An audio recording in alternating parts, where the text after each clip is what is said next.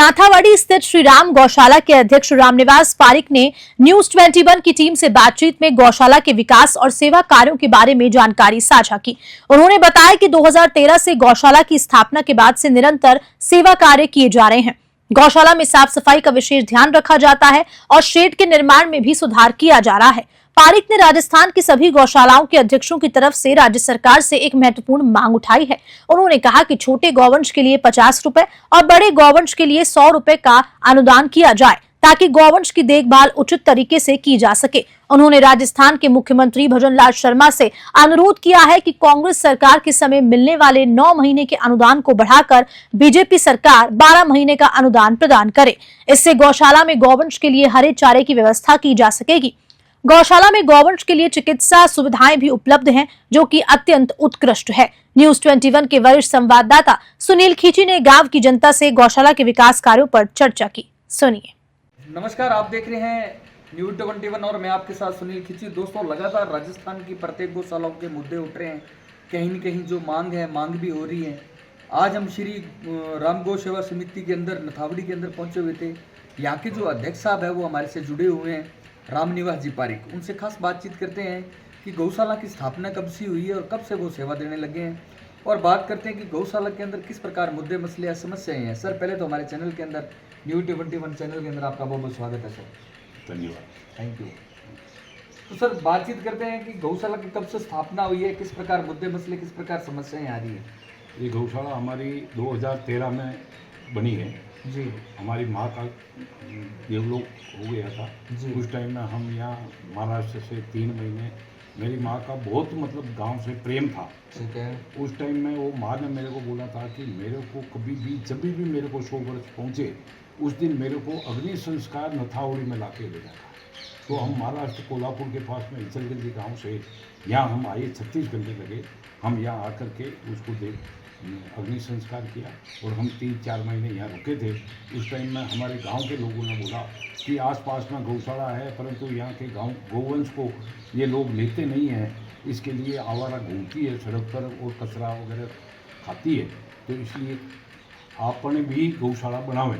तो हम लोग यहाँ पर आकर के घूम करके फिर हमने गौशाला बनाने का निर्णय लिया और ये जगह पर हमने गौशाला बनाई। उस टाइम में हमने 1.5 लाख रुपये के 1.5 बीघा ज़मीन 10 लाख रुपए में खरीदी की और उसके बाद में हम सब कागज़ पत्र करा करके और ये का गौशाला बना। तो अभी बात करते हैं, ये कन्वर्ट जगह हैं या? हाँ, इसमें कुछ जगह हैं वो हमने परचेज की हुई है, कुछ जगह हैं वो सर अपने गौचर की। जी।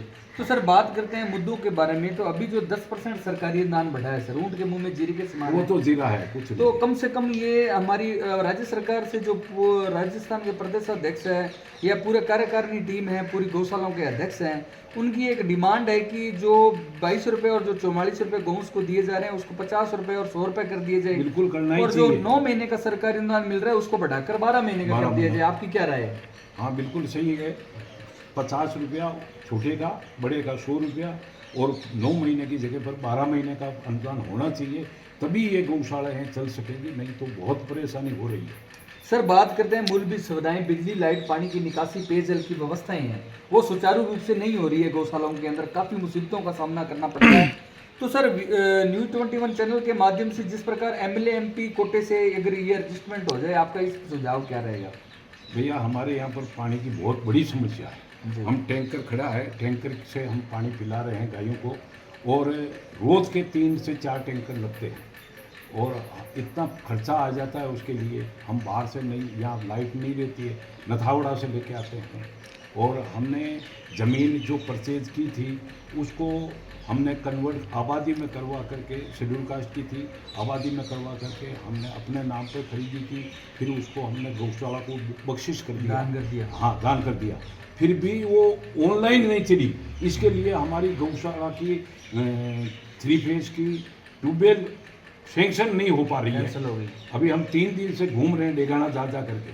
अभी वो बोलते हैं कि हम क्या करें, वो हाथ खड़े कर दिए। नागौर वाला बोलता है ऑनलाइन होएगी तो पट्टा, सरपंच पट्टा नहीं दे रहा है और तहसीलदार जी वो नकल नहीं दे रहे हैं, तो हम क्या करें। सर मैं आपको एक बात बताना जो इनके पास पावर नहीं है, तहसीलदार जी कलेक्टर के पास भी पावर नहीं होती है गौशाला का पट्टा निर्माण करने की। गौशाला का पट्टा नहीं, जो हमने परचेज करके अच्छा, आबादी में दी है, उसका कन्वर्ट पट्टा करवा। नहीं है। अच्छा। उसका पट्टा होवे तो वो हमारे को ट्यूबवेल सैंक्शन कर देवे। जो भी जन कल्याणकारी योजना है वो भी मिल जाए आपको। हाँ, बिल्कुल। एमएलए एमपी कोटे से भी गौशालाओं में तो कुछ गौशाला समाधान हो सकता है। वो तो थोड़ा बहुत एक बार मिला था हमारे को, तो उसके लिए हमने टीन शेड बनाई है। अच्छा। टीन शेड के लिए बनाने के लिए भी अभी भी उसमें से आधा पैसा आया है, आधा पैसा अभी आया ही नहीं है। अभी हमने उसको एप्लीकेशन भी की है, सरपंच को भी बोला है, परंतु अभी तक उसका पैसा ही नहीं मिलता। सरकारी अनुदान कितना आ रहा है, कितने गौंस है आपके पास? और अभी एक जो गाइडलाइंस कलेक्टर साहब ने जारी की है कि ये जो आवारा पशु घूम रहे हैं इनको भी गौशाला के अंदर रजिस्टर अभी किया अभी जाए। बरसात के पहले हमने 78 गौवंश को हमारे गौशाला में लिए, जी। और अभी हमारे पास में लगभग 505 तो हमने अनुदान के लिए एप्लीकेशन किया है। लगभग हमारे पास में 550 गौवंश है। सर बात करते हैं नंदी अलग है और दूध वाली अलग है, और ऐसी जो गायें हैं वो अलग है, और नील गाय भी हमारे पास में 2 है अभी भी। निजी आय किस प्रकार है गौशाला की? गोबर वगैरह, दूध, छाछ वगैरह किस दूध- प्रकार, अर्निंग किस प्रकार है? दूध हम बेचते हैं, जो डेयरी को देते हैं, परंतु हमारे को रेट नहीं मिलती है। शेर हमारे से नज़दीक नहीं है। शहरों में तो क्या है 50 रुपया, 70 रुपया, 90 रुपया वहाँ पर वो रेट मिलती है। हमारे यहाँ पर तो हम 35 रुपये में बेचना पड़ता है। दूध की इनकम है हमारे को, परंतु पूरी आती नहीं है। हमारा खर्चा बहुत लग जाता है। हम सरस का ये पशु आहार लेके आते हैं, और अनाज खिलाते हैं गायों को, तब पौष्टिक आहार दिया जाता है। पौष्टिक आहार देते हैं, तब जाकर के दूध मिलता है। दूध होता है, थोड़ा उस पे भी खर्चा लगता है। हाँ, खर्चा लगता है। सर अगर भजनलाल सरकार ये वीडियो देख रही है, अगर मंत्री साहब देख रहे हैं, तो क्या डिमांड क्या है गौशाला को लेकर? क्या मांग है आपकी निश्चितकालीन? पहले तो हमारे को पानी चाहिए, जी, पेयजल की व्यवस्था। बहुत भयंकर व्यवस्था, मतलब परेशानी है हमारे को जी, यदि पेयजल की हो जाए तो हमारे को कुछ खर्चा बचे। ठीक है। हमारे को लाखों रुपए साल का पानी हो जाता है। अच्छा, चारा ये हमारे यहाँ पर मिलता नहीं है। हमारे गांव के अंदर 250 बीघा लगभग जमीन है, उसमें से लगभग लोगों ने दबा रखी है। जी। जो गौचर है वो नहीं के बराबर हो गई। अभी करे क्या, कहाँ खड़े रखे? तो 12 ही महीना हम ये 4 दीवारी के अंदर ही रखते हैं, और हमारे गांव से भी इतना ज़्यादा सहयोग नहीं मिलता है।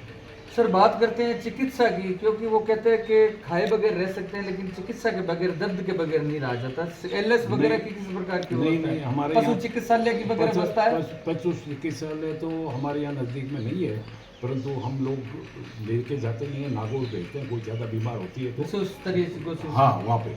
और बाकी हमारे यहाँ पर डॉक्टर साहब बहुत अच्छे हैं, वो जैसे ही फ़ोन किया तुरंत आ जाते हैं, और बाज़ार से उनके पास में दवा होती है तो वो दे देते हैं, नहीं होती है तो हम बाज़ार से खरीद करके, और हमारे यहाँ पर सुचारू रूप से गौशाला चल रही है। जी।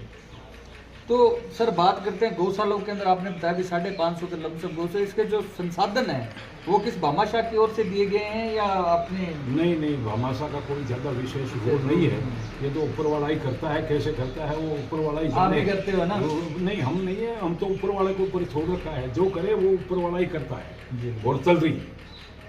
तो हम किसी के पास में जाकर के हाथ नहीं फैलाते।